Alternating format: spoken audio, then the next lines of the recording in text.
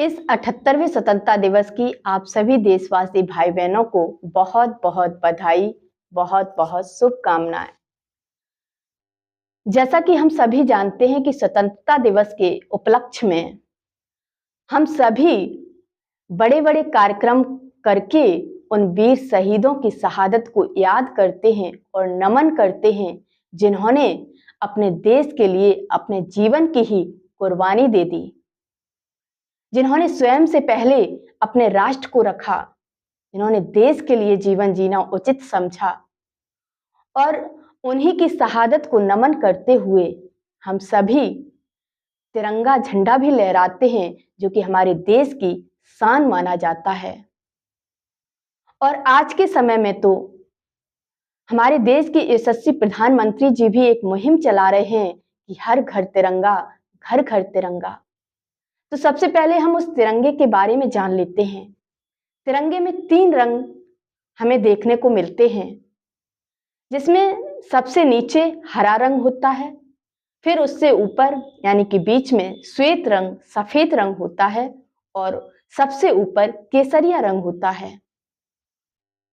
हरा रंग जो कि हरित क्रांति का प्रतीक है, यानी कि हमारा जो देश है वो एक कृषि प्रधान देश है और कृषि प्रधान देश में उसकी खुशहाली के लिए हरे रंग को प्रतीक माना गया। फिर उससे ऊपर श्वेत रंग। श्वेत रंग एक तो त्याग और शांति का प्रतीक है और दूसरा दुग्ध उत्पादन जो है वो भी सफेद ही होता है, दूध भी सफेद कलर का होता है, यानी कि श्वेत क्रांति भी इससे जोड़ी गई है। यानी कि हमारा जो देश है वो दूध का जो उत्पादन है बड़ी मात्रा में करता है, क्योंकि कहते हैं कि भारत ही एक ऐसा देश है जहां पर दूध घी की नदियां बहती थी, यानी कि इतनी अधिक मात्रा में था दूध, और आज भी है अन्य देशों के मामले में। तो दूध का जो व्यवसाय है वो भी हमारा देश करता है, दूसरे देशों तक भेजता है। और साथ ही साथ सफेद रंग यानी कि शांति का प्रतीक होता है, पवित्रता का प्रतीक होता है। और तीसरा जो कलर दिखाया है वो है केसरिया। केसरिया यानी कि वैराग्य अथवा आध्यात्म का प्रतीक। यानी कि हमारा देश है, उसकी जो संस्कृति है, जो वो संस्कृति, वो कल्चर, वो आज भी सर्वोच्च है। दूसरे देशों की अपेक्षा आज भी हमारे देश में संस्कार विद्यमान हैं, संस्कृति है हमारे देश में, मर्यादाएं हैं। तो उन्हीं मर्यादाओं को अब हमें बरकरार भी रखना है, ये आज हम सबका दायित्व है, क्योंकि आध्यात्म के बिना जीवन शैली उच्च स्तर की नहीं बनाई जा सकती है। और हमारा देश आध्यात्म के लिए जाना जाता है, इसीलिए दूसरे देश के लोग आज भी हमारे देश को नमन करते हैं। आध्यात्म, अब हम आध्यात्म की ही बात कर लेते हैं।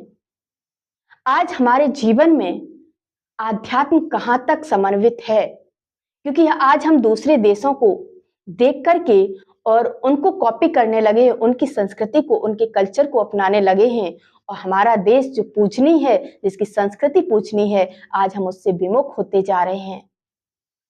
तो आज इस स्वतंत्रता दिवस के उपलक्ष्य में हम एक संकल्प भी लें कि हमारी जो संस्कृति है उसको हम हमेशा विद्यमान रखेंगे, हम अपनी संस्कृति को नहीं छोड़ेंगे।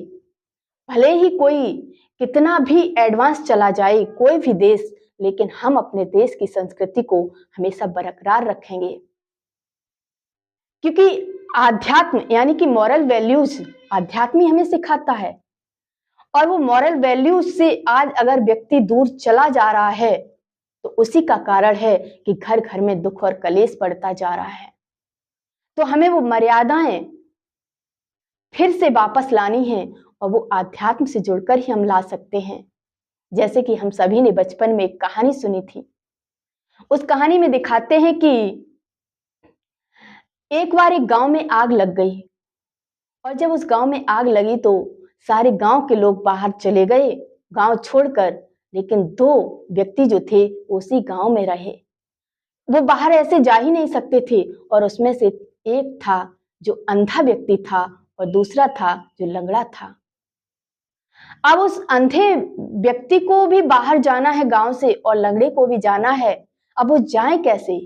उन दोनों ने एक तरकीब निकाली और आपस में मित्रता की। कहा, देखो भाई, अंधे व्यक्ति ने कहा कि मेरे पास आंखें नहीं हैं, लेकिन साहस है, मैं चल सकता हूं, मैं दौड़ सकता हूं। और तुम्हारे पास पैर नहीं है, लेकिन आंखें हैं। तो एक काम करो, तुम मेरे कंधे पर बैठ जाओ और तुम मुझे रास्ता दिखाना, तुम मेरी आंखें बन जाना और मैं गांव पार कर जाऊंगा।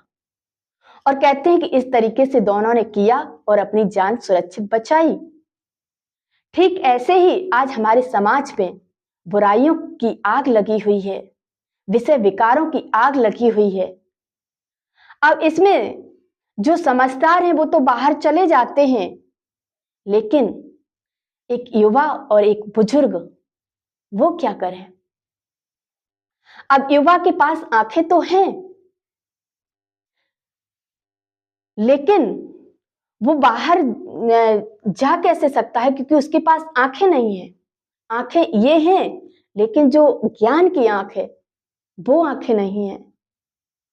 और बुजुर्ग के पास साहस नहीं बचा, कमजोर हो गया, लेकिन उसके पास अनुभव रूपी आंखें हैं, ज्ञान रूपी आंखें हैं। तो अगर उन्हीं अंधे और लंगड़े की तरह गांव को पार करने के लिए, इस समाज की बुराइयों को पार करने के लिए, अगर एक युवा अपना मार्गदर्शक एक बुजुर्ग को बना लेता है, उसकी आंखें ले लेता है, उसका ज्ञान ले लेता है, तो निश्चित तौर पर हमारे समाज में आध्यात्म का भी प्रचार प्रसार होगा, हमारे संस्कार भी सुरक्षित रहेंगे और हमारा जीवन भी मूल्यवान बन जाएगा और हम अपने समाज को एक श्रेष्ठ समाज में परिवर्तित भी कर सकेंगे। तो आज आप सभी को मिलकर के जरूरत है एक हमारे समाज को श्रेष्ठ समाज में बदलने की, और उसके लिए बुजुर्गों का अनुभव और युवाओं का साहस दोनों का मेल होना जरूरी है। और वो जिस दिन मिल जाएगा, हमारे देश में हमारे जो संस्कार है प्राचीन, वो फिर से वापस आ जाएंगे और हम आध्यात्म से जुड़ करके अपने जीवन को सुखमय बना सकते हैं। तो इसलिए आप सभी से मैं यही कहूंगी कि आध्यात्म से जुड़े रहिए और बुजुर्गों का अनुभव लेते रहिए और निरंतर आगे बढ़ते रहिए। धन्यवाद। और पुनः आप सभी को स्वतंत्रता दिवस की बहुत बहुत बधाई और शुभकामनाएं।